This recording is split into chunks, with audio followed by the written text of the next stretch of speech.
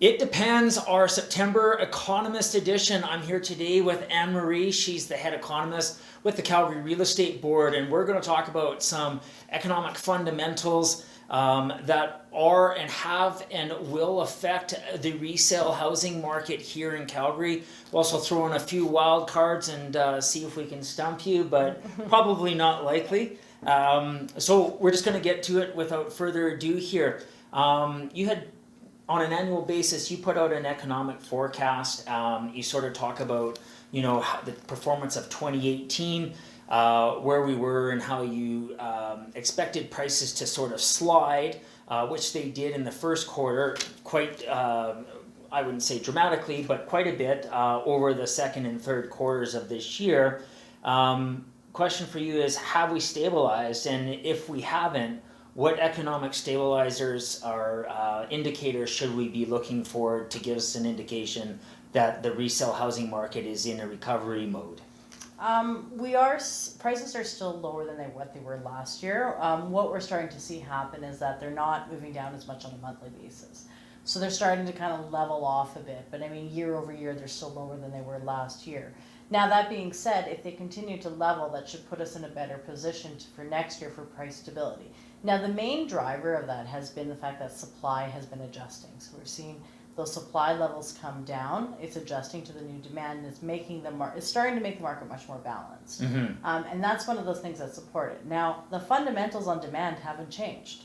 So we haven't seen a shift in employment. We haven't seen anything happen to really support demand growth. But what we have seen is that supply adjustment. So that means less people are listing their homes than they were before, so less people have to sell. Mm-hmm. We're also seeing the new home industry start to scale back, so those starts levels are coming off, which ultimately impacts resale supply as well. So those things are what's causing the adjustment, but there's been no real change in the overall economic conditions. This has really been a supply-driven adjustment. Yeah, so it's not so much that it's full recovery, it's a bit of a false bottom in that regard then. Well, recovery is a different story, right? Mm-hmm. So really, you do need to have price stability. You need to have your market much more balanced, Mm-hmm. right? So whether it comes from demand growth or supply adjustments, those two things can act in the same way in terms of pricing. Now, when we talk about recovery, we need to still continue to see more of this happen. So either supply has to come down more or demand has to improve more before we start to see price improvements in recovery. And we are still quite a ways from that. Yeah, you had sort of touched on new builds, and I'm assuming that's the surrounding outerlying newer communities. What about the inner city infills? We've seen numbers where the semi-attached, it seems to be almost like the winner in the horse race now. It's more of a balanced market, Mm-hmm. but yet in the inner city we're seeing a lot of brand new infills for sale. Are we seeing scale back on that regard, or is it just more in the newer communities? Usually the starts are for the broader base. The majority of the starts are on the outside edges, right? So that's really where the majority of the new starts activity is. I haven't focused too much on what's happening in specific areas of the city center. When you talk about the attached market, though, there has been a bit of a difference there. That is actually the one segment where we've started to see demand improvements. Mm-hmm. So it's not just that supply's been adjusting, it's also because demand's been improving in Yeah. that market. So it's a little different, the behavior there. Now, could that encourage more starts? Possibly. Right now, though, we're starting to see some shifts occur much more quickly in the attached market, likely because of its relative affordability to the detached market. Sure. When you talk about affordability, is that in the segment under 500, 400? Well, affordability is all relative, but Mm-hmm. what we're seeing in general and citywide is that under 500,000 is where all the sales growth has been. Yep. So, if we put some perspective, I think we've had about a 7 or 8% increase in sales in the under 500,000 market. Mm-hmm. But over 500,000, we've actually seen declines in sales. And actually that measure of balance has actually gotten worse. Okay. So there's much more supply than demand in the higher end of the market. It's gotten worse over what we had last year. Any improvements that we're seeing right now in the market are driven from the under 5. Yeah, fair enough. So if we have the sales or the sellers that have sold under the 500 mark, in theory they should be transitioning up into, say, something under 750 or 800. it's likely, but you're saying that there's a large amount of inventory. What is the likelihood of that starting to diminish due to sellers coming up into that next price point? We haven't seen too much of that yet because again, we don't know if necessarily the sellers are moving up or if they're moving out or if they're moving down. Right? Sure. So there can be all of that movement depending on what they're doing. What I'm seeing right now is there are some adjustments in supply, but the supply levels still remain really quite high in the higher end of the market. We just haven't seen the movement in supply quite yet. The listings are still up there. Yeah. So I haven't quite seen it filter through. Now, that being said, as the under 500 market starts to improve, eventually that helps to support more improvements in the higher end, but that takes time as well. Yeah, as it should. So, we can look at and discuss that there are certain segments of the marketplace where employment has improved, and obviously that is probably in direct correlation to the affordability, people purchasing under 500 versus higher net worth paying jobs that would resonate with homes over, say, the 700K mark or over $1 million even. What sort of things in terms of stimulus, like if we can just call it a 30-second Q&A, talking about things like global prices, federal policy changes. Don't answer that, we'll get into that. Interest rates now and before, I mean, they called the election. We're probably most likely not going to see interest rates move at any point, but obviously if there's an economic stimulus more in other parts of the country, that needle could move. And then of course, the pipeline, how much is that hurting us by not having, oil getting to the sea right now? Right. Okay, where do we start? Let's start with interest rates. Okay, so interest rates, if I think about last year, at the end of last year, they were talking a lot about rising interest rates. So that sort of mentality has now scaled back. Now the expectation is that they might remain flat, but there's also a lot of discussion over will rates fall further. And this has been spurred on by the fact that there's been a lot of concerns over the global economy and any sort of pullback in economic activity in the global markets and how that will influence oil prices, how it will influence the Canadian economy. Now, right now, the expectation is that they stay stable, but that is something to be watching for. Now, because some of the gains that we had, even though our Alberta economy was in recession, the rest of Canada was faring fairly well. Yeah. So that supported some of those interest rate gains. Now we might be seeing something a little bit different moving forward. Now, aside from that, currently with the interest rate environment, again, because you have a stress test in place, it's a lot harder to get into the lending market. So there has been some adjustments. It could help if it comes down or if it moves off a bit. It could help support some increase in demand, but not enough yet unless there's some significant movement. Okay. Now, in terms of the underlying factors, so if we think about what's happened in interest rates, that's been one aspect that's impacted the market, but at the same time, we've continued to struggle with employment. And because of it, it's harder to offset any changes in any increases in monetary policy. So any changes in interest rates have made it much more difficult for us to offset those impacts because our employment hasn't been doing well. Now, other changes coming. Part of it is when we think about our economy is still driven by the energy sector. The lack of pipelines, now it's underway and it's in legal challenges, whatever it is, we're still not getting our oil to market. We still have production cuts in place in Alberta where energy companies are forced to scale back to ensure that that spread on the oil price doesn't widen like what we had at the end of last year where they were really hurting. But what it's doing is it's not creating an environment that is encouraging investment activity. Without that investment activity, you're not going to get that same employment growth. So that's something that's continuing to weigh on our market. And even if this one pipeline gets through, that will help some of the pressure in terms of ability to get product out to market. But the challenge that still exists is, are we in an environment that's going to support investment activity moving forward? Yeah, because historically Alberta has been, of that entrepreneurial mindset.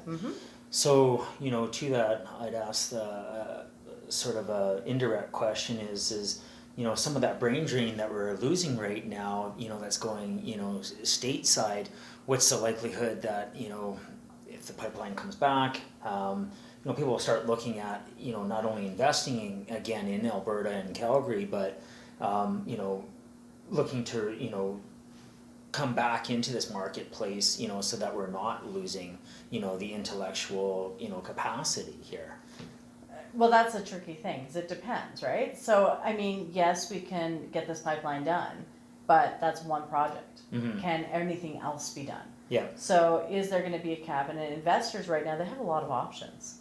So they're gonna be looking for guaranteed returns. Like, so what can they, and the challenge that they're currently indicating, some of the challenges in the Canadian market, is the lack of certainty Mm-hmm. regarding any proposed projects. They don't know what that timeline is. They don't know how long it could take. And if they don't know how long that it'll take for them to get a project completed, then they can't calculate their expected return. Yep. So that problem isn't necessarily going away. Now, there is things that the government is doing, like provincially, they are trying to entice more companies by coming in with lower business taxes and things like that. But again, like some of the challenges in the energy sector, it's just going to need much more of a broad-based cooperation. Mm-hmm. Yeah. Mm-hmm. No, understood.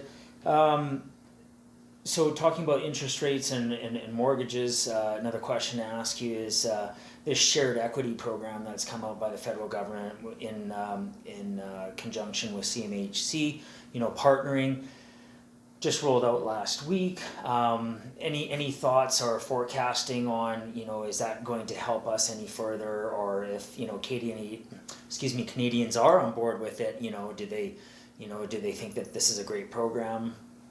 It's still a bit early to tell what the impact will be. Now, one thing about that program is it does actually provide opportunities for people in our market. Mm. So whereas areas like Toronto and Vancouver, it's really not going to have any impact because of the minimum earning, like the cap on the earnings and the cap on the price and how that works out, they don't have product available in those price ranges. However, we do. So it is something that could potentially entice homeowners to get into the market here. Mm-hmm. How much pickup there will be, it also comes down to how do people feel about the equity sharing component of it. So I think that is still to be seen, how much pickup that might be, and especially in a market like Alberta where people don't, it's a bit of a different mentality on that. So it is something that could help demand, which frankly we've struggled with demand, so it actually might help, but it's going to support that under 500,000 market versus the higher end of the market. Mm-hmm. So a lot of those people are currently, or maybe they're in a one-bedroom apartment, what have you, talking about the rental market. Downtown right now we see 4 or 5 cranes in the sky. Mm-hmm. And if you dig a little bit further, you're finding out that their rental purpose the rental purpose built onset. With those 4 or 5 new towers coming into existence, in theory, migration happens because the economy is good, rent prices start to go up, and then people look at affordability and figure it's cheaper at that point to purchase than it is to rent. With 1,200 units or 1,500 units coming on stream in the next couple of years, how much might that affect, resale housing possibility and/or investment strategies? By people looking to invest in single family as opposed to REITs or multifamily?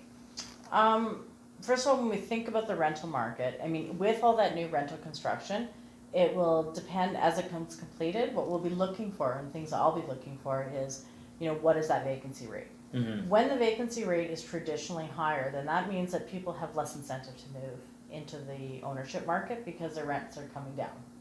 Now, with the construction, you still need a healthy rental market. Yeah. That's actually, it's important to have that. A lot of new migrants that come in first start off in rental, and then they eventually move into ownership, especially because a lot of our migration is from international sources. Mm-hmm. They're not necessarily able to purchase right away. Okay, so that's one thing that you do need that. Now, that being said, how does it influence the investor? Well, if your rental rates, if you have a higher vacancy rate, it's going to put somewhat of a cap on how much your rents can go up. Mm-hmm. Now, for investors to make their returns, they're going to need to see that those vacancy rates are fairly low in those rising rentals. And usually when that happens, so when we have a low vacancy and rental rates are increasing, we actually see more people look into ownership. in terms of for not just personal ownership, but for investment activity. Mm-hmm. Now, I think some of that has dried up over past several years with the higher vacancy rates. Now, could we see some of that return? Well, I think we're seeing it on the institutional investor. They're looking at building these large purpose-built rental. It's more about how will it impact the more smaller investor. Mm-hmm. And we might see a little less of that activity over the short term. Now, and that switch into people moving into ownership will also depend on how those rental rates actually land. Yeah. Here's a question that I actually just popped in my head that I didn't think about asking, but millennials that would be renting, landed immigrants that would be looking to rent, who is more likely to go into ownership first? Not sure. Okay. I can't tell you that. I don't actually deal with the various people, so it just depends. And I think it depends on, I think there's a lot of assumptions over what millennials will want to buy. Yep. And I don't think we really know. Sure. Right. Well, I definitely feel that they're looking for maybe a little bit more bushy kind of product than they would be, something that's entry level to get into, something that living in their parents' house that was newer and renovated versus something that needs touches, and we're not talking about lipstick on a pig kind of thing. So well, isn't that a Calgary phenomenon? Everybody wants brand new here. pretty much. So yeah. All right. So election day, they called it. I mean, their timing couldn't have been better. So I thought maybe we'd finish off with a couple of questions on the government here. Maybe tell me a little bit about the provincial election that happened earlier this year. A lot of people have been talking that they feel that a new changing of the guard with a new government coming in, that we're going to get back on stream again.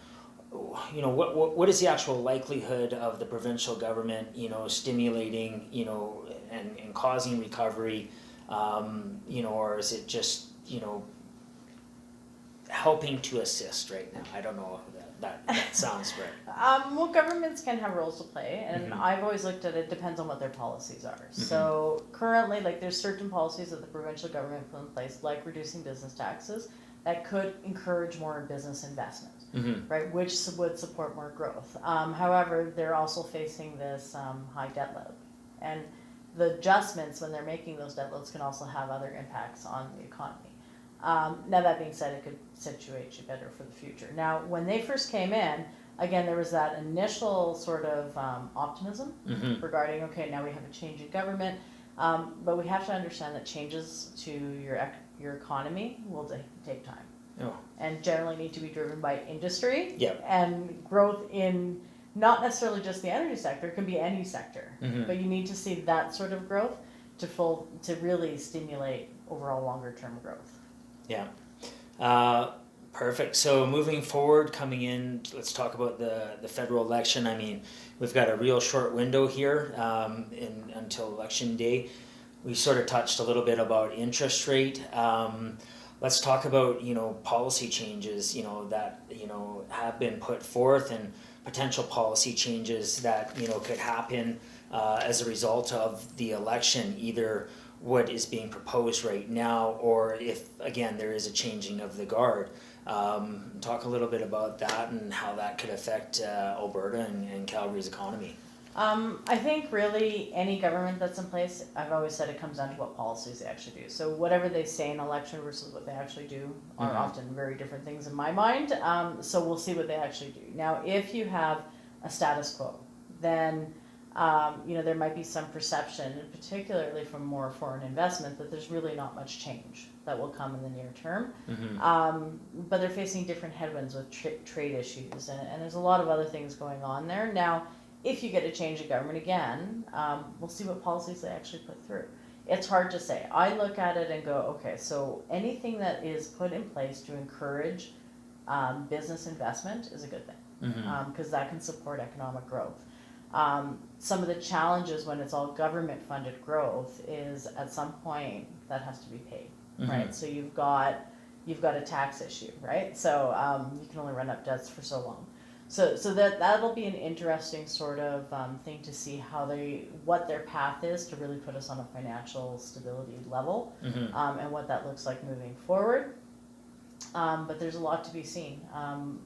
Currently policies in place that, if you stay with status quo, there's not much that changes. And for Alberta, we do face some of those challenges with attracting investment here. Our energy sector continues to struggle, and now further challenges regarding oil prices because of potentially global trade issues and weakening global economies. That can also influence us. Right? That can push our growth it could push us into another recession potentially, but it's not going to support strong growth, especially if we're not getting that investment dollars in. Now, could a new government come in and change anything? Not necessarily. We don't know. Depends on what policies that they put in place to encourage that investment activity. Yeah. Okay. Good question. Good response. So coming into the fourth quarter here and looking into 2020, where are you sort of forecasting things to be in Calgary in terms of the housing market? Really, for the rest of the year, I think we can continue. We're expecting to see more of what we've seen. Moving into a much more stable position where those supply levels come off.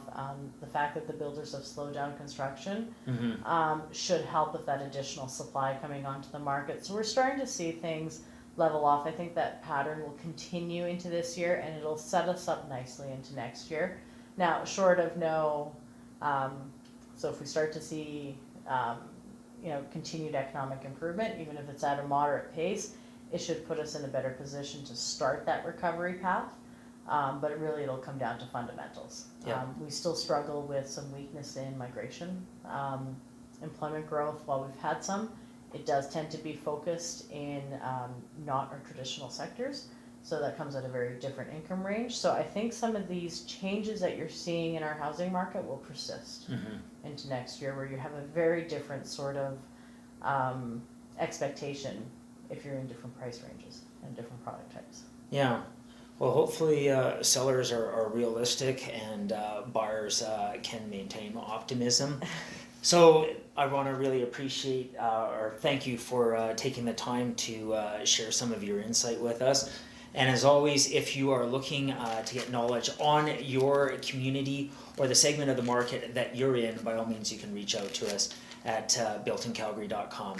Enjoy the rest of the week. Cheers. Yeah. There we go. That was awesome.